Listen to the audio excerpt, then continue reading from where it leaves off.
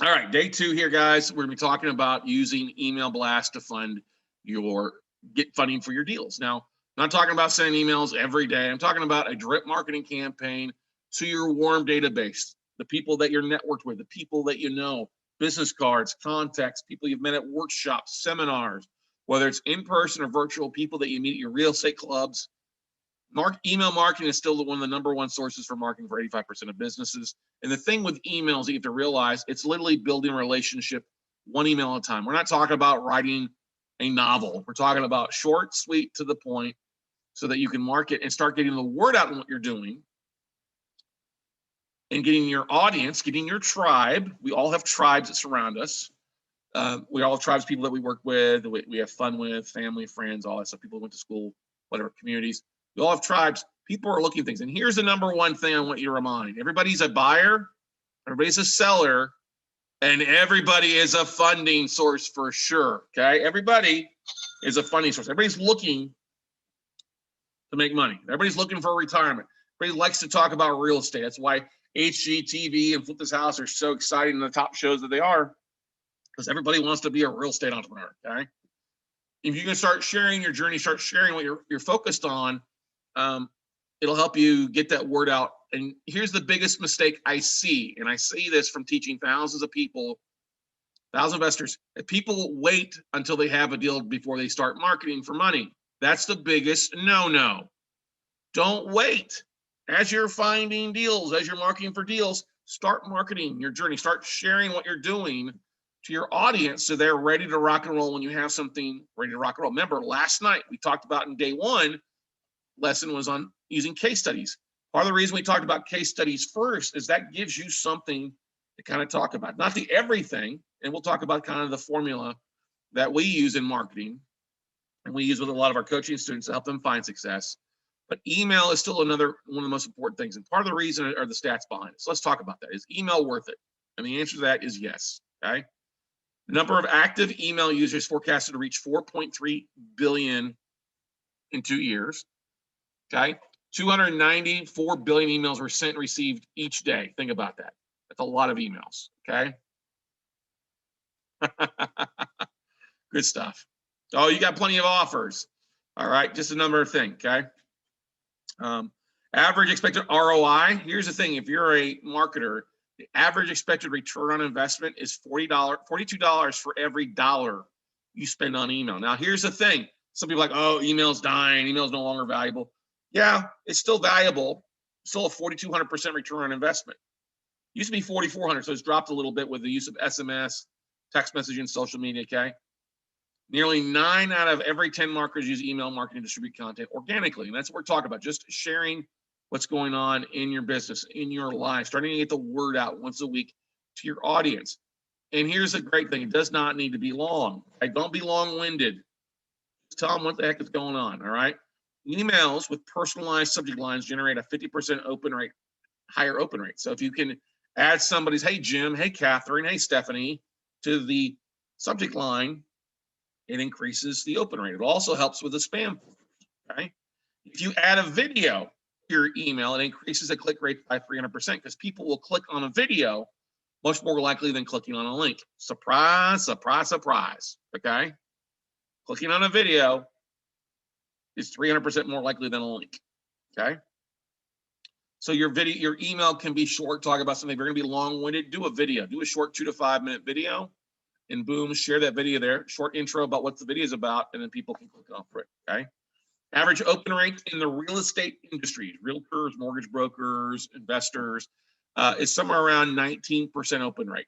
So basically, you send an email out to 100 people, only around 19 are opening it. You have to. That's why it's important to rinse and repeat. To rinse and repeat on a regular basis, once a week. If you only send an email out once a month, guess what? 80% of the people on your email list don't know what the heck you're talking about. Okay. They don't even know what you've got going on. So this is why you're going to see it here a little bit. I'm going to tell you, like, send it once and then repeat and send it again. Same thing for asset managers. Okay. Send it again. Now, the best day to send email is Tuesday, Wednesday, or Thursday. Now, it's actually Tuesday's the number one day. Why do you think that is? Well, because Mondays, everybody's busy getting back to work from the weekend. They're busy putting out fires, what happened over the weekend, okay? Same thing, I say this all the time. Don't send an email on Monday to asset manager, send it Tuesday. Now, the number 2 day is Thursday, okay? This is why when I say sending out to asset managers, send it on Tuesday and then send it on Thursday, get another $40 later. Third day is Wednesday. So when you send an email out to your database, I like sending a Sunday nights at 7 p.m. actually work really well for our audience as well. But overall, what they say here on average, Tuesday, Thursday, Wednesday, in that order are the best times, okay? So if you send an email out on Tuesday, then send a follow-up email on Thursday, okay? All right, well, Wednesday's not the most popular, do the third number one, okay? Now, look at here. Here's, you can kind of see optimal day of the week. You can see it's all roughly, Monday's a little bit lower than it is on Tuesday or Wednesday. Thursday has a pretty good open rate, but this is distribution of subscribers on an optional day of week. Saturday and Sunday, really low open rates. Why? Because people aren't in their computers, they're sleeping late, they're trying to have fun. I don't like to send an email on Friday after 3 o'clock. If I have to send something for a Monday thing, I want to get my email before 3 o'clock because most people have checked out already. All right, now best time to send an email is here. I found this a little interesting. 10 a.m., okay? 10 a.m. on a Tuesday is the best time to send an email, okay? Send emails at 10 a.m. Get it out by before noon. They say 10, 11, depending on your time zone, okay? Another time that works really well is people are checking their email before they go to bed, so 8 p.m., all right? 8 p.m. does really well. If you're going to send it later in the day, in the afternoon, send it at 2 p.m., okay? Now, if you want somebody to take action, you might send it at 6 a.m. also Tuesday, Wednesday, Thursday, because a lot of people start their day early. So I just don't like to send it that early, but I will send an email at 10 a.m., 11 o'clock a lot of the time. It's actually when we try to have our videos on YouTube release somewhere between 10 and noon, okay? But here you go, 8 p.m., the PM night thing, 8 p.m., 10 p.m., and 12 p.m. are loaded, but your 10 a.m. is the number one, 8 p.m. second, 2 p.m., you kind of see that swap things for you. So I would be marking that down. You're going to send an email out during the day, look at those time frames as the day of the week that you're sending it out to. The biggest mistake I see with email blasts is people get so excited about it and they send it out Friday night at 7 p.m. They're like, nobody opened. They're sitting there waiting for people to open. I'm like, well, yeah, nobody's open up. They're out having fun. They're out at dinner. They're out at a movie. The last thing they want to look at is email about some promotion. All right. So if you're promoting something, promoting a deal, keep that in mind. Sunday night, well, let me know, it says on here, still does well. Sunday about 7, 8 o'clock at night, people start looking to see the week. But then sending out Tuesday, Thursday, Wednesday. All right, going from that route. Right. Another thing that works really well, you can see average email opens by hour. You can see nice email when they just different studies out there, roughly about 11 a.m., 10, 11 a.m. And that's by the time zone of your audience. Now, if you're using like a Mailchimp will allow you to, if you're going to have a paid version of Mailchimp, it allows for you to set a specific time that goes out for your audience. Like they have a thing called Time Warp with Mailchimp. It's a paid feature with Mailchimp. Pay a little bit extra, I think it's $5 extra a month, but it'll actually identify by IP addresses and stuff like that, the time zones of your contacts. So if you got people on Eastern Standard or Central or Mountain or Pacific, you can have it go out as long as you schedule it ahead in advance. Like, oh, if I wanted to go out at 11 a.m., their time zone, and set it up. So it's kind of a nice thing. So keep that in mind early in the morning, trying to get an email out ahead of time. Because usually at 10, 11, they're like first coffee break, starting to look for the lunch break. And then like 4 o'clock in the afternoon sometimes works well too, as people are starting to space out for the day. Okay. Now, they said, here's the thing that CoSchedule put together here for us, is if you're going to test your emails for the best days and times to send. So if you're going to send an email out to your audience, look at the open rate, okay, and track what works best for you, what works best for your audience. Now, yes, you may have a higher than 19% open rate because you've got a warm list. It's a small list of people you know, people you communicate with, and kudos to you. But the bigger your email list gets from networking, connecting with people on social media, the lower your open rate is going to be, right? And the longer your emails are, if they're continuously long, people won't open it. They'll start, oh, I don't want to read that book that they wrote. So that's why we'll talk about in a second here, the length of your emails, okay? So you may want to take a screenshot of this, the best days and times to send. So Tuesday, Thursday, 10 a.m., Wednesday, 10 a.m. You can also see at night there.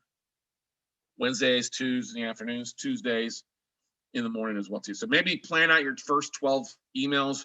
You're sending like one email out Tuesday 10 a.m. and then send a follow-up email out, the same email out Thursday to those that didn't open the first email. And you can do that through your CRM tool, a customer relationship management tool like, or email service provider like Mailchimp, Aweber, Keep, SendGrid, Mandrill. There's a whole variety of different email services out of Constant Contact. Really does not like real estate investors, so that's why I don't really talk about them much. Okay.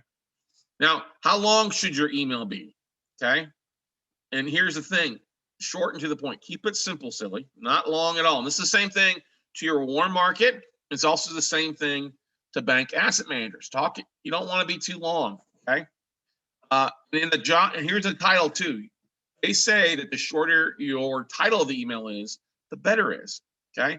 If you can say a word with an emoji a lot of times, it not only saves time, but it gets the word across. Because honestly, most email accounts, when you send an email out, when they're looking on somebody's phone, stuff like that, it may only catch the first 20 to 30 characters. Anything longer than that, they're not going to see or read. Okay. Like I said, subject line, 1 to 5 words. Hey, just saying hello. What's going on? Want to grab some coffee? Looking for some little real estate house emoji comment. And here's the thing: I don't hardly use any emojis in my marketing with that stuff. And I realized by doing this research for you guys and talking about to share this, I need to use more emojis. Some of my lines, some of my titles are too long. Okay, count characters, not words. This is an interesting thing. You want your subject line to be less than 50 characters. Okay, and you want to think about who you're writing for. Who are you writing to? Think of the individual. Okay.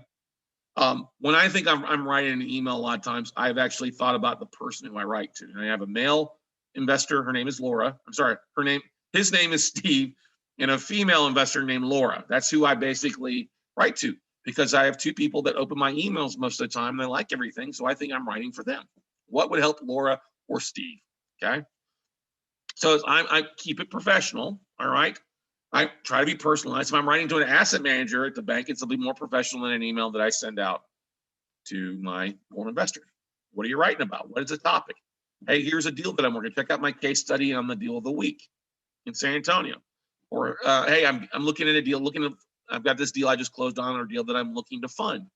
This is why pictures or videos. Remember we talked about this. A video in your email be opened or clicked on 300% more times than a link. Kind of email is it? Is it professional? Is it a little lighthearted? Are you making fun? It's like about the holiday ones. Hey, happy Thanksgiving, happy Turkey Day, happy Valentine's Day, happy Snowmageddon. Okay, happy 2021. You want to keep them kind of short and sweet. Now, data suggests the ideal length of an email, and I found this interesting, is between 50 and 125 words. All right. Now, for me, that's speaking like 10 seconds. Emails this length had a response rate above 50%. Wow. Okay. The short and sweet email. Okay. A similar study found emails with approximately 20 lines of text, no greater than 20 lines of text, or about 200 words, had the highest click-through rates. Think about that. 100 line, or basically, 10 lines and then 10 lines having a link that works well. And we see that in a lot of the heavy marketers out there. So I found that extremely interesting. All right. Now, here's the thing, ladies and gentlemen. Anybody surprised by that? Anybody have any questions so far about that? I don't care what service you use, email service provider, whether it's Mailchimp or, like I said, Keep or Constant Contact. The idea is just to use something. Everybody's got a stack of business cards at home that they've been collecting. Maybe you haven't collected much this last year because of Captain COVID, but maybe you did collect a lot, or you've got a lot of contacts or database, stuff like that. Put them in a database. Upload that list, first name, last name, email. I use city, state, phone number. Those are about first name, last name. That way I can merge it. City, state. I don't even use zip a lot of times. But the reason why I use that, because if I have a deal, say in San Antonio, I want to be able to go through and filter my list by people in Texas or those in San Antonio who might be willing to look at the deal or buy it or fund it or whatever. Okay. So it's the same thing. Asset managers keep it short. Hey, what do you have in your books? It's kind of the same model, but look at your emails. I know that I'm going to be looking through my emails with a fine-tooth comb, trying to make sure it's short and sweet. and straight to the point as best I can. I look for more emojis coming across the board. So questions here from somebody. Do I know if the FreedomSoft, Infusionsoft, et cetera database show open rates? Yeah, Infusion, yeah, exactly. All of your email service providers, once you send an email, they'll show an open rate. They'll show you how many emails went out successfully, how many bounced, how many opened, how many people clicked. You can actually usually click on it and see exactly who clicked on it or who opened it. And that allows for you to even set it up so that if you're going to send up a follow-up email, most of your email service providers will allow you to send it without sending it to the same people that opened it already. You send it to those, to the same list, but those that didn't open the first email. Okay. So it's a lot, deals with campaign activity and things like that. Mailchimp is probably the easiest thing for you guys to use starting off with. And that's what we recommend. I mean, you're very easily using the lane guide and a few other things. You're going to be beyond the free account of 2,000 contacts that Mailchimp will give you on a free account. The idea here, ladies and gentlemen, is remember that 42 to 1. You got to use it to get value out of it. All right. If you're a race car driver or NASCAR, but your car never gets out of the garage, not really worth that money. Okay. Most valuable thing you can use is using this and start using this on a daily basis. One of the things that I used to do is anytime that somebody would opt into my email or give me a business card that I would meet at a networking club, I would send them an email, just a quick, hey, it was nice to meet you. Nice talking with you. Love to talk with, love to add to my database. Now, the number one thing that we look at, here's the thing, number one success thing that we've seen from all of our classes that I've taught in the last 13 years, or 12 years, whatever it's been, in teaching classes and working with people, is we always saw the most successful people were the ones that sent out an email follow-up within 24 or 48 hours to the people they met at an event. Hey, it was great meeting you at the expo. It was great meeting you at the Note Camp. It was great meeting you at the meetup group. Love to talk with you. Love to add you to my list if that's okay on the different deal flow. All right. And we talked last night about Octopus CRM. I love this feature because I'll reach out to investors. Like tonight, I made 2 contacts with Austin people that I sent out earlier today. They reached out to me. Oh yeah, I buy in Central Texas, San Antonio, South Austin, New Braunfels, that area, Kyle, which is just south of me. I was like, great. Can I get your email in case I come across something? So that's what I did. I put her email in, her first name, last name. She's like, please email me anytime you get something. I'm like, I also have a newsletter or podcast. Like, oh, send it to me. Just add value. Now, here's the thing to keep in mind. Some people are like, what the hell am I going to talk about on a weekly basis? I'm not that interesting. Anybody else feeling that way? Raise your hands for me. If you're feeling that way, what am I going to talk about? Not that interesting. Some people are being honest. Thank you. Thanks, Donald, Anthony. I get it. Look, I get it, bro. What am I? Here's the thing. Every month has a holiday. Okay. That's one thing. Happy holidays. Guess what? You got 12 emails right there written. You could send an email for Happy New Year, Happy Valentine's Day. What's March? March is going to be St. Patrick's Day. Okay. April Fools. May, Mother's Day, Memorial Day. June is what? Father's Day. July's 4th of July. August is back to school. September is Labor Day or Patriots Day. October, guess what? Is Halloween, Steph's favorite holiday. Then you have Thanksgiving a couple weeks later, and then of course Christmas in December or whatever you celebrate. Hanukkah, Kwanzaa, whatever it might be. So there's 12 of your emails, okay? Catherine Bell says that's why we have Steve. Steve! Anyway, have them film the videos, okay? So, but that's one time. Now, another thing could be your case studies. Remember we talked about this last night, case studies. Past and present case studies. Somebody else's case study. Focus on a case study a week, or that could be 2 studies. You do the first email, and then a third email could be case studies, provided they don't fall on your holidays. And then the fourth thing could be something fun you're doing, like, oh my God, power is out. I'm stuck at home writing this in the cave, okay? The 18th century Austin, Texas, whatever it might be. Hey, we're doing something fun, or hey, I'm traveling to the IMN conference, or I'm attending an expo. What are you doing this week?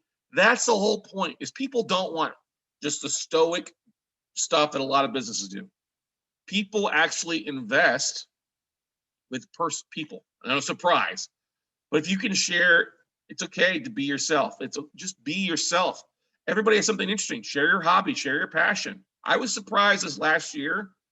People didn't like, I mean, people liked the images and stuff, but the people, when I talked about gardening, or when we've talked about our travel in the past, that always got people excited.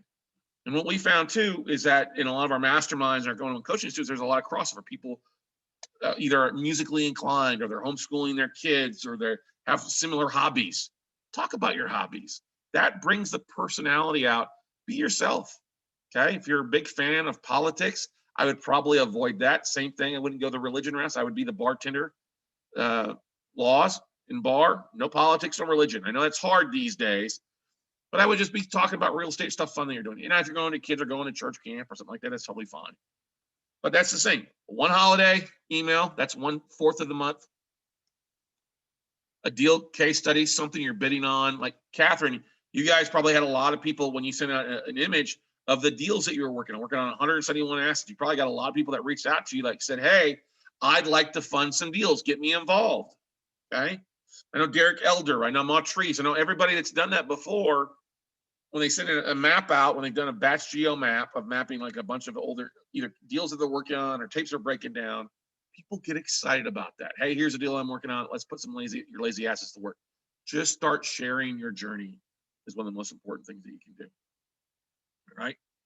One of the most important things for you to do is just share it. And I just want to open up for questions. I mean, everybody's email is different. All right. Some people use Mailchimp, and that's probably the easiest thing to do. The most important thing I would tell each and every one of you guys is to get on there and start using it. Make it simple. It doesn't take a lot of work to do it. Yes, is it another expense? Yes, will you spend $35, $50 a month? I wish I was spending $50 a month. Okay. I wish I was spending $50 a month on email. I spend a lot. We almost spend probably about 10 times that. If not, no, probably 20 times that any month-to-month basis. But we do a lot of email blasts about marketing and deal flow and other things we have going on. The idea here is to share. 80% of email, 80% of sales are made at the 5th contact. And the biggest thing, I've sat down with people, investors that were running funds. I'm like, okay, how often are you emailing your warm contact list? Once a month. I'm like, once a month? You don't have anything more exciting going on than once a month? Well, I don't want to send too many emails. I'm like, how are you going to raise capital? If 80% of sales are made after the 5th contact, and if you're trying to get people to buy you, that's sales. Fund your deal. You've got to share on a regular basis. If you're a mortgage broker, if you're a realtor, you're sending emails. They bang this into your head with a bat. Heck, if you're a pizza joint, you're sending out emails to your audience. Hey, you want to buy our pizza? Not more than once a month. You're open a lot more than once a month. So I'm not telling you to do it daily. I'm telling you once a week, a newsletter, something short and sweet. One of the most effective marketing tools I've seen from a guy that raises millions of dollars. We're talking hundreds of $1 million a year. Is a buddy of mine out of Georgia, Atlanta. And what he would do, he's pick 4 documents, 4 articles that he would either get on DS News, Housing Wire, something to do with real estate investing that affected everything. And that was what he would send out every Friday, was his 4 articles. Now, I don't know why he sent it out Friday. It just worked well for him. But he sent it out once a week, 4 articles, the news of the week, he called it. Short little article, his idea of what's going on in the article, why you should read it, and then link to the article. And that was it, 4 articles. And he wasn't really writing around. He was just commenting what you guys are mostly doing on Facebook groups right now. He did this every week for years. He still does it to this day, if I remember correctly. 100,000 people have opted into his database. And that's why he's able to raise so much capital, because he started with 1 email once a week out on 4 articles. And he couldn't think of something interesting to talk about. He went to the news, found something about real estate, about markets, about what's going on in the industry, why it's important as investors, things like that people would find interesting, that he found interesting and shared it with his journey. And that's one of the most valuable things you do. Your email blast, ladies and gentlemen, most of you aren't doing enough. And that's the problem for most of you. You're not doing enough. You're trying to do the bare minimum. You're trying to squeeze by. I'm just going to fund it with a 20 grand in my account or 50 grand in my account. That's not a way to live. That's not a way to fund. If you want to do bigger things and raise hundreds of thousands, if not millions of dollars, you need that. My good friend Joe Block with Bullseye Capital, he runs a hedge fund symposium every year, and he's helped investors put together close to 200 plus different funds. And he talks about crowdfunding. And what's great is Joel and I met years ago in Las Vegas at the first ever crowdfunding convention. And one of the big things is crowdfunding. Think of that word. It's made up of 2 words, crowdfunding, crowd Funding, okay? Funding does not come first. The crowd has to come first, ladies and gentlemen. How do you build the crowd? You have to be in front of them. You have to market to them on a regular basis so that they, when you have a deal, they're ready to fund it. But if you have a deal, but you have no crowd, no network, no nothing, guess what? It doesn't do you a bit of good. Then you're not going to get that deal funded because you haven't built your crowd. You haven't built your tribe. You haven't built your cheerleaders, people that like to see what you're doing. They're following you and they're ready to stroke a check, because most people would rather write a check than actually get out there and do it themselves. Okay. What's going on in this market with so many defaults and with them kicking the can down the road a few more months for foreclosure default? Who knows? We already seen increased numbers in different counties out there. And that's one of the most important things that you guys can do is just start communicating. Hey, what are you going on? Since we don't have that interaction on a personal basis, on a day in, day out basis, most of us are working from home or you're reduced behind masks and can't get within 6 feet, which that's another story. Start communicating. Hey, what's going on this week with you? How are you doing this week? Here's what's going on with me. And that could be one of the most valuable things that you can share with your audience. And people really like it. Honestly, as long as you're providing content, you're kind of short and sweet. Remember those things. 20 lines of text, a video gets 3 times, when you include videos, it gets 3 times the amount of 300% of clicks versus links. 50 characters in your title or less. And that's really the magic. Hey, here's what we're doing. What are you doing this week? Love to hear from you. Let's schedule a call. And one of the easiest things you can do to get people out there. So that's all that I have for you for day 2 today, ladies and gentlemen. Any questions, comments, concerns from you out here?